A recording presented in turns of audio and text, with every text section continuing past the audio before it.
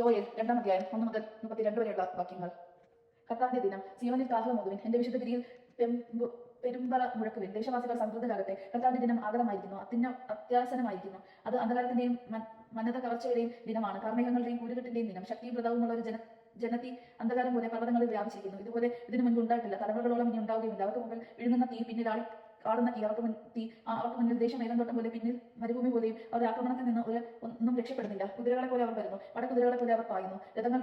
രഥങ്ങളുടെ ഇരുമ്പലെന്ന് തോന്നുമാറ് അവർ മലമുകളിൽ കുതിച്ചു ചാടുന്നു. വയ്ക്കോലിന് തീ പിടിപ്പിക്കുമ്പോഴുണ്ടാകുന്ന കിര ശബ്ദം പോലെയും ശക്തമായ സൈന്യം മുന്നേറുമ്പോഴുള്ള ആരവം പോലെയും തന്നെ. അവരുടെ മുമ്പിൽ ജനതകൾ ഭയവിഹതരാകുന്നു, എല്ലാവരുടെയും മുഖം വിളർന്നു. യുദ്ധവീരരെ പോലെ അവർ പാനടിക്കുന്നു, പടയാളികളെ പോലെ മതിലുകൾ കയറുന്നു. നില തെറ്റാതെ ഓരോരുത്തരും താങ്കളുടെ മാർഗത്തിൽ അടിച്ചു നീങ്ങുന്നു, പരസ്പരം ഉന്തിമാറ്റാതെ അവരുടെ പാതയിൽ ചലിക്കുന്നു. ശത്രുവിന്റെ ആയുധങ്ങൾക്കിടയിലൂടെ അവർ കുതിച്ചു നീങ്ങി, ആർക്കും അവരെ തടയാനായില്ല.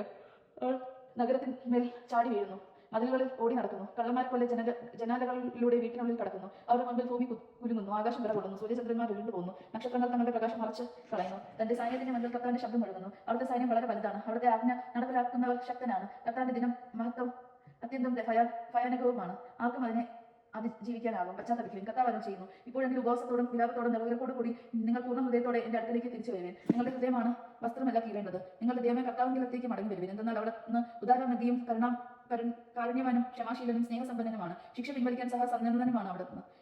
നിങ്ങളുടെ ദൈവമായ കർത്താവ് മനസ്സ് മാറി ശിക്ഷ പിൻവലിച്ചു. തനിക്ക് ധ്യാനബലിയും പാനീയ ബലി അർപ്പിക്കാനുള്ള അനുഗ്രഹം തരികയില്ലെന്ന് ആരാണ്? സിയോനിൽ കാഹളം മുഴുകി, ഉപവാസം പ്രഖ്യാപിക്കുവിൻ, മഹാസഭ വിളിച്ചു കൂട്ടുവിൻ, ജനത്തെ ഒരുമിച്ച് കൂട്ടുവിൻ, സമൂഹത്തെ വിശദീകരിക്കുവിൻ, ശ്രേഷ്ഠന്മാരെ വിളിച്ചു കൂട്ടുവിൻ, കുട്ടികളെയും മുലകുടിക്കുന്ന ശിശുക്കളെയും ഒന്നിച്ചു കൂട്ടുവിൻ. മണവാളൻ തന്റെ മണവറയും മണവാട്ടി തന്റെ ഉറക്കറയും വിട്ട് പുറത്തു വരട്ടെ. കർത്താവിന്റെ ശുശ്രൂഷകരായ പുരോഹിതന്മാർ ഭൂമുഖത്തിനും ബലിപീഠത്തിനും മധ്യേ നിന്ന് കരഞ്ഞുകൊണ്ട് പ്രാർത്ഥിക്കട്ടെ. കർത്താവ് അങ്ങയുടെ ജനത്തെ ശിക്ഷിക്കരുത്, ജനതകളുടെ ഇടയിൽ പഴമൊഴിയും പരിഹാസപാത്രവുമാകാതെ അങ്ങയുടെ അവകാശത്തെ സംരക്ഷിക്കണമേ. എവിടെയാണോ അത് ദൈവമെന്ന് ജനതകൾ ചോദിക്കാൻ ഇടവരുന്നത് എന്തിന്?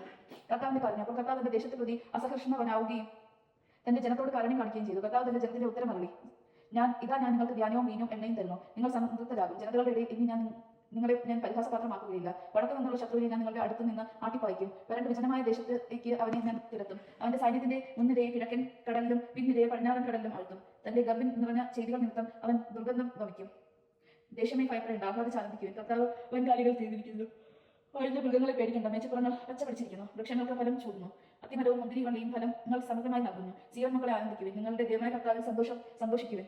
അവിടുന്ന് നിങ്ങൾക്ക് യഥാകാലം ആവശ്യാനുസരണം ശരത്കാല വൃഷ്ടി നൽകും. പഴയതുപോലെ അവിടുന്ന് നിങ്ങൾക്ക് ശരത്കാല വൃഷ്ടിയും വസന്തകാല വൃഷ്ടിയും സമൃദ്ധമായി പെയ്ച്ചു തരും. നദികളങ്ങളിൽ ധ്യാനം നിറയും, ചക്കുകളിൽ വീനും എണ്ണയും കവിഞ്ഞൊഴുകും. വീട്ടിൽ വെട്ടുകിളി, പച്ചക്കുതിര, കവളിപ്പുഴു എന്നിങ്ങനെ ഞാൻ അയച്ച മഹാസൈന്യങ്ങൾ നശിപ്പിച്ച സംവത്സരങ്ങളിലെ വിളവുകൾ ഞാൻ തിരിച്ചു തരും. നിങ്ങൾ സമൃദ്ധമായി ഭക്ഷിച്ചു സംതൃപ്തി അടയും. നിങ്ങൾക്ക് വേണ്ടി അത്ഭുതങ്ങൾ പ്രവർത്തിച്ച നിങ്ങളുടെ ദൈവമായ കർത്താവിന്റെ നാമത്തെ സ്തുതിക്കുകയും ചെയ്യും. എന്റെ ജനത്തിന് ഇനി ഒരിക്കലും ലജ്ജിക്കേണ്ടി വരികയില്ല. ഞാൻ ഇസ്രായേലിന്റെ മധ്യേ ഉണ്ടെന്ന കർത്താവായ ഞാനാണ് നിങ്ങളുടെ ദൈവമെന്ന്, ഞാനല്ലാതെ മറ്റൊരു ദൈവം ഇല്ലെന്ന് അപ്പോൾ നിങ്ങൾ അറിയും. എന്റെ ജനത്തിന് ഇനി ഒരിക്കലും ലജ്ജിക്കേണ്ടി വരികയില്ല. ആത്മാവിനെ വർഷിക്കും.